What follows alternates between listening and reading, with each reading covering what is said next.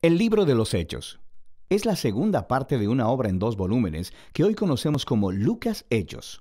Ambos fueron escritos por el mismo autor, Lucas, quien fue colaborador y compañero de viaje de Pablo. Esto queda claro en la introducción del libro, donde Lucas dice: en el primer relato, o sea, el Evangelio, escribí acerca de todo lo que Jesús comenzó a hacer y a enseñar.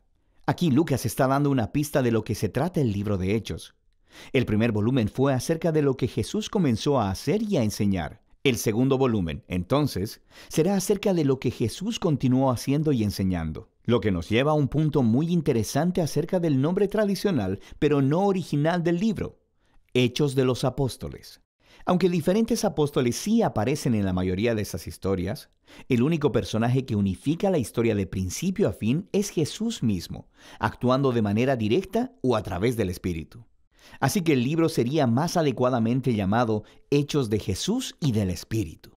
La introducción del libro recuenta cómo el Jesús resucitado pasó 40 días con los discípulos, enseñándoles acerca del reino de Dios. Esto se conecta con la historia del Evangelio de Lucas, donde Jesús declaró que estaba restaurando el reino de Dios en el mundo, empezando con Israel. Así que Él llamó a Israel a vivir bajo el reino de Dios, siguiéndole a Él. Y Él fue coronado como rey cuando entregó su vida, y así conquistó la muerte con su amor. De manera que el libro de Hechos comienza con el Rey Jesús resucitado, instruyendo a sus discípulos acerca de la vida en su reino. Él promete que el Espíritu vendrá pronto y los llenará con su presencia personal.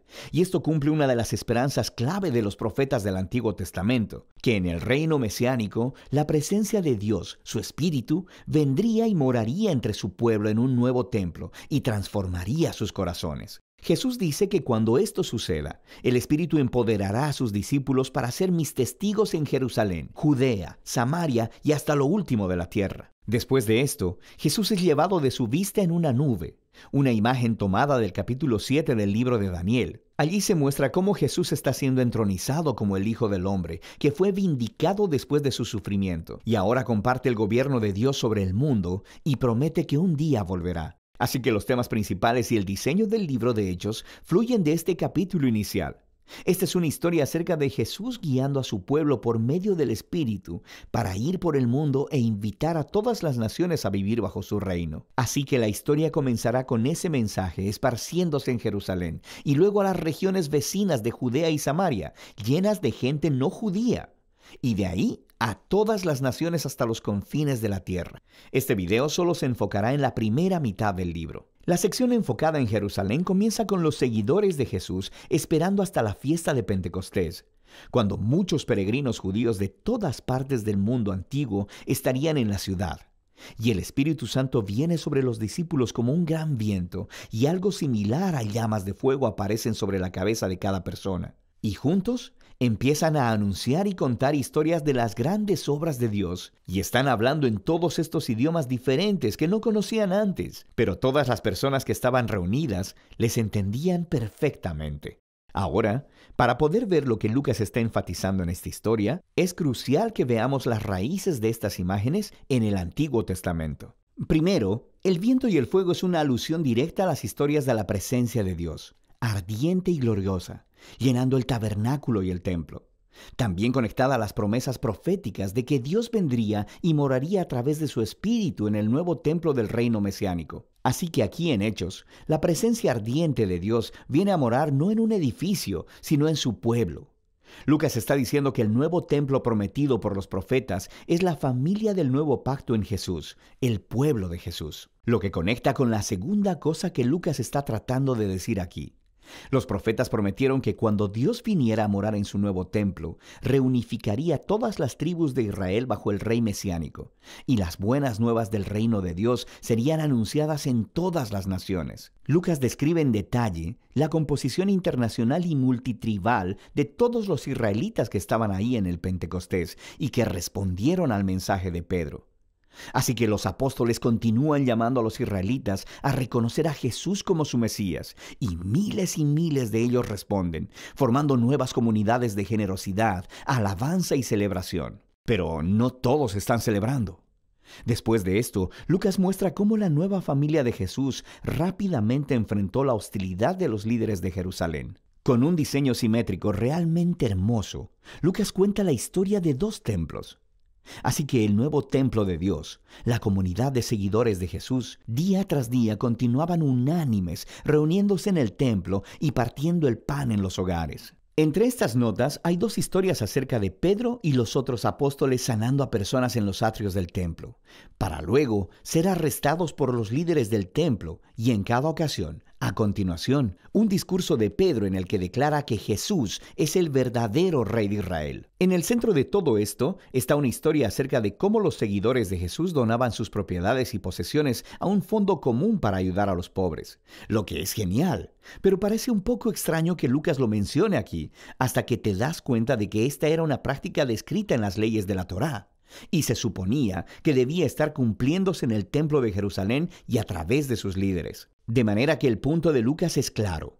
El nuevo templo de la comunidad de Jesús está cumpliendo el propósito que Dios siempre tuvo para el templo de Jerusalén. Ser un lugar donde el cielo y la tierra se encuentren, donde las personas se encuentren con la generosidad y la presencia sanadora de Dios. Y este conflicto entre los dos templos culmina en los capítulos 6 y 7 de Hechos, con la primera ola de persecución. Así que los seguidores de Jesús continúan multiplicándose, requiriendo más líderes.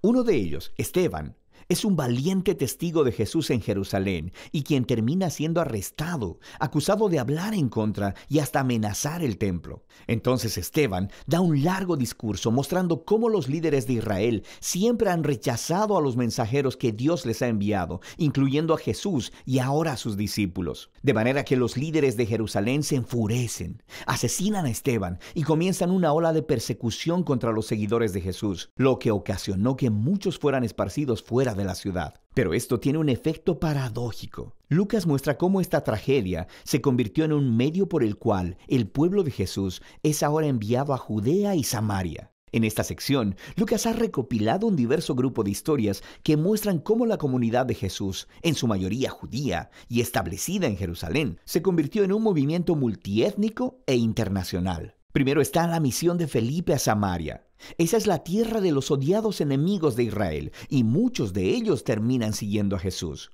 Luego tenemos la conversión de Saulo en Tarso, después conocido como Pablo. Él era un enemigo declarado y perseguidor de los seguidores de Jesús, hasta que conoció personalmente al Jesús resucitado, y se convirtió luego en un defensor apasionado del nombre de Jesús. Le sigue la historia de Pedro, quien tiene una visión acerca de cómo Dios no considera a las personas no judías como ritualmente impuras o indignas de unirse a la familia de Jesús. Así que Pedro es guiado por el Espíritu a la casa de un soldado romano, llena de personas no judías, y todos responden a las buenas nuevas acerca de Jesús. De hecho, el Espíritu se muestra tan poderosamente sobre ellos, como lo hizo con los discípulos judíos en el capítulo 2. Todos estos temas se unen en el establecimiento de la iglesia de Antioquía, la iglesia más grande y cosmopolita en esa parte del Imperio Romano. Y Lucas nos dice que Bernabé, un líder judío de la iglesia de Jerusalén, se trasladó junto con Pablo para ayudar a dirigir a la comunidad de esta iglesia. Y así se convirtió en la primera iglesia grande y multiétnica de la historia, y donde los seguidores de Jesús fueron llamados cristianos por primera vez. Y es desde aquí que los primeros misioneros internacionales fueron enviados. Así que vemos la comisión de Jesús haciéndose realidad.